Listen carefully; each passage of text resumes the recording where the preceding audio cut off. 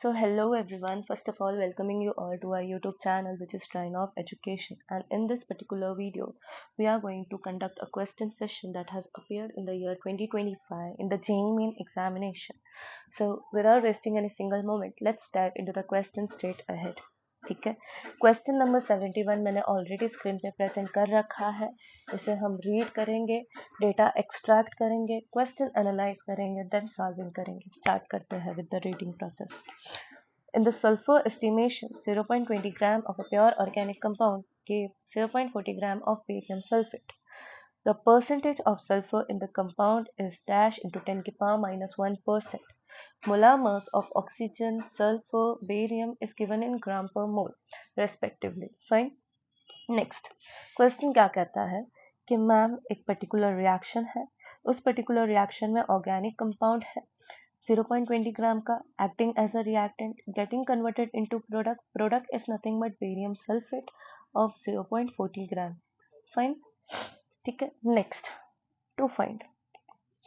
Question क्या पूछ रहे हैं कि मैम कितना परसेंट सल्फर प्रेजेंट है मेरे ऑर्गेनिक कंपाउंड में.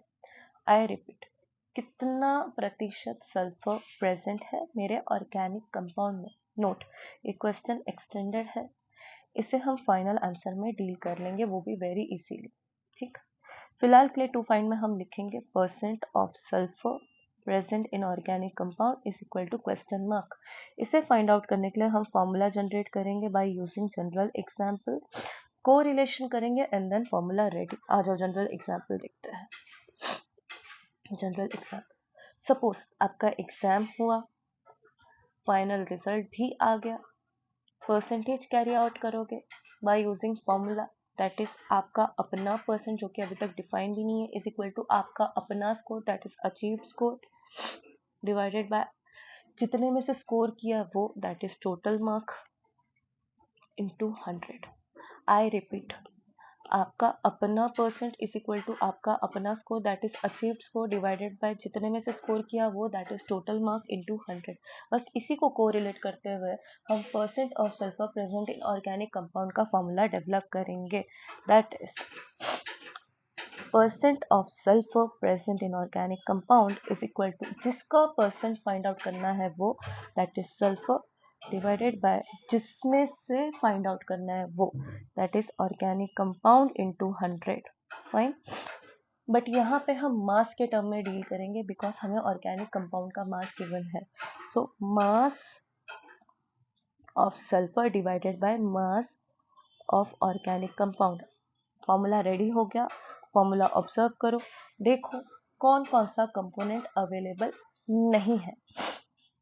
सो percent of sulphur present in organic compound available नहीं है, मास ऑफ ऑर्गेनिक कंपाउंड है, मास ऑफ सल्फर नहीं है. So mass of sulphur find out करेंगे तब जाके हमको percent of sulphur present in organic compound मिल जाएगा. तो नेक्स्ट ड्यूटी है हमारा mass of sulphur find out करना. आ जाओ, mass of sulphur find out करना है. रिएक्शन देखो, रिएक्टेंट को देखो. ठीक है, condition before completion of reaction यानी कि रिएक्टेंट अवेलेबल था, ऑर्गेनिक कंपाउंड अवेलेबल था, 0.20 ग्राम का सल्फर भी अवेलेबल थे. ठीक है, बट नेकेड आई से सल्फर यहाँ पे समझ में आ नहीं रहा. ठीक है, तो यहाँ पे estimation of sulphur in terms of mass possible नहीं है. Next, product. प्रोडक्ट का कंडीशन क्या है आफ्टर कंप्लीशन ऑफ रिएक्शन यानी कि प्रोडक्ट अवेलेबल है, बेरियम सल्फेट भी अवेलेबल है 0.40 ग्राम का, सल्फर भी अवेलेबल है, नेकेड आई से सल्फर भी समझ में आ रहा है. तो यहाँ पे एस्टिमेशन ऑफ सल्फर करेंगे इन टर्म्स ऑफ मास. ठीक है, सो प्रोडक्ट के थ्रू हम मास ऑफ सल्फर फाइंड आउट करेंगे. तो प्रोडक्ट के ही थ्रू क्यों? क्योंकि मास ऑफ सल्फर जितना प्रोडक्ट में है उतना ही मास ऑफ सल्फर मेरे रिएक्टेंट में भी था. I repeat, mass of sulphur जितना 0.40 ग्राम ऑफ बेरियम सल्फेट में है उतना ही मास ऑफ सल्फर मेरे 0.20 ग्राम ऑफ ऑर्गेनिक कंपाउंड में भी प्रेजेंट था बट बिफोर रिएक्शन. ठीक, तो स्टार्ट करते हैं मास ऑफ सल्फर फाइंड आउट करना यूजिंग बेरियम सल्फेट. तो बेरियम सल्फेट कितने मोल का है? 1 मोल. 1 mole of barium sulphate gives 1 mole of sulphur. अब बोलोगे ये कैसे आया? तो 1 mole of barium sulphate 1 mole barium देता है, 1 मोल बेरियम सल्फेट 1 मोल सल्फर देता है, 1 मोल बेरियम सल्फेट 4 मोल ऑक्सीजन देता है। फाइन, ठीक है। नेक्स्ट साइड में आ जाओ। 1 mole of any component like atom या फिर compound is equal to molar mass of any component like atom और कंपाउंड। एब्सोल्युटली फाइन, ठीक है। तो 1 mole of compound barium sulphate की जगह हम क्या लिख सकते हैं? Molar mass of compound barium sulphate gives 1 mole of atom sulphur की जगह हम क्या लिख सकते हैं? Molar mass of atom sulphur. Fine, next molar mass of sulphur तो ऑलरेडी गिवन है और हमें यूजुअली पता ही रहता है, लेकिन molar mass of barium sulphate हमें पता नहीं है, हमें कैरी आउट करना पड़ेगा बाय कैलकुलेटिंग इट। तो मैं यहाँ पे लिखती हूँ dash gram of barium sulphate, dash में आएगा मेरा molar mass of barium sulphate gives 32 gram of sulphur. Side में आ जाओ, molar mass of barium sulphate calculate करते हैं। तो molar mass of barium sulphate is equal to, barium कितना है? 1 into molar mass of barium plus sulphur कितना है? 1 into molar mass of sulphur plus oxygen कितना है? 4 into molar mass of oxygen is equal to dash gram. तो calculate करोगे तो answer आ जाएगा 233 ग्राम। फाइन, तो आंसर क्या आ गया? 233 ग्राम। ये लाइन ऑब्जर्व करो, तो ये लाइन क्या कहता है कि 233 ग्राम बेरियम सल्फेट में इतना मास ऑफ सल्फर प्रेजेंट है।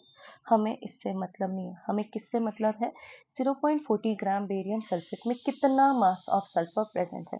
तो ये फेल हो गया। इसको सिंप्लीफाई करते हैं, ठीक है, 1 ग्राम में। देखो कैसे, सिंपली दोनों साइड को किससे डिवाइड कर दो? 233 से। तो ये हो गया डिवाइडेड बाय 233 एंड इसको भी हम डिवाइड कर देंगे बाय 233। क्या आ जाएगा?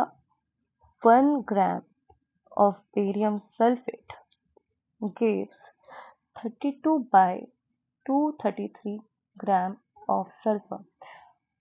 अगेन ये लाइन ऑब्जर्व करो, ये लाइन क्या कहता है कि 1 ग्राम बेरियम सल्फेट में इतना मास ऑफ सल्फर प्रेजेंट है। लेकिन अगेन हमें इससे भी मतलब नहीं है, हमें किससे मतलब है? 0.40 ग्राम बेरियम सल्फेट में कितना मास ऑफ सल्फर है। फाइन, चलो एक कोरिलेशन करते हैं, easy. 1 box is equal to 10 chocolates. तो 2 इंटू 1 बॉक्स करेंगे, आंसर क्या आ जाएगा? 2 इंटू 10 चॉकलेट्स। उसी तरह यहाँ पर मैं क्या लिख देती हूँ? 0.40 इंटू 1 ग्राम, जिसका मतलब क्या है? 0.40 ग्राम of barium sulphate gives 0.40 into 32 by 233 gram of sulphur. Absolutely fine. अभी फाइनली अगर ये लाइन ऑब्जर्व करेंगे तो हमें क्या मिल रहा है? 0.40 ग्राम बेरियम सल्फेट में इतना मास ऑफ सल्फर प्रेजेंट है और हमें यही चाहिए था, ठीक है। तो हमें मास ऑफ सल्फर फाइनली पता चल चुका है। आओ, मास ऑफ सल्फर क्या आ गया हमारा, और किसके थ्रू आया? प्रोडक्ट के थ्रू। और वही मास ऑफ सल्फर किस में भी प्रेजेंट है? रिएक्टेंट में भी प्रेजेंट है, but before reaction. Mass of sulphur is equal to 0.40 into 32 बटा 233 ग्राम, ठीक है। अब हम क्या कैरी आउट करेंगे फाइनली? अपना percent of sulphur present in organic compound. So percent of sulfur present in organic compound is equal to mass of sulfur divided by mass of organic compound into 100। सारे value put कर दो, क्या आ जाएगा? 0.40 into 32 by 233 gram divided by mass of organic compound क्या है वैसे? हाँ, 0.20 ग्राम, 0.20 gram into 100। आपका आंसर नियरली आ जाएगा 275, ठीक है। लेकिन रिमेंबर क्वेश्चन हमारा क्या था? एक्सटेंडेड फॉर्म का था। तो percent of sulphur present in organic compound is equal to dash into 10⁻⁻1%। यहाँ पे क्या आ जाएगा 275। सो फाइनल आंसर क्या बनेगा 27.5%। आई होप आपको क्लियर है। तो सिंपली हमने कुछ नहीं किया, हमें क्या फाइंड आउट करना था, percent of sulphur present in organic compound. ठीक है, हमें मास के टर्म में डील करना था, तो मास ऑफ ऑर्गेनिक कंपाउंड हमें पता था, मास ऑफ सल्फर पता नहीं था, तो हमने मास ऑफ सल्फर फाइंड आउट किया यूजिंग रिएक्शन। रिएक्शन में भी किसके थ्रू, प्रोडक्ट के थ्रू, क्योंकि प्रोडक्ट में ही जितना मास अवेलेबल है सल्फर का, उतना ही मास ऑफ सल्फर अवेलेबल है हमारे रिएक्टेंट में, but before reaction. True, easy. Next मैंने समराइज कर दिया है नीचे 2 फॉर्मूला, आप इसे ध्यान से देख लो। ठीक है, आप इसका स्क्रीनशॉट भी ले सकते हो और इसी फॉर्मूला को आप यूज करके बाकी सारे क्वेश्चन जो बेसिकली इस क्वेश्चन से मैच करते हैं उसमें यूज कर सकते हो। ठीक है, hope this helps. Thank you so much.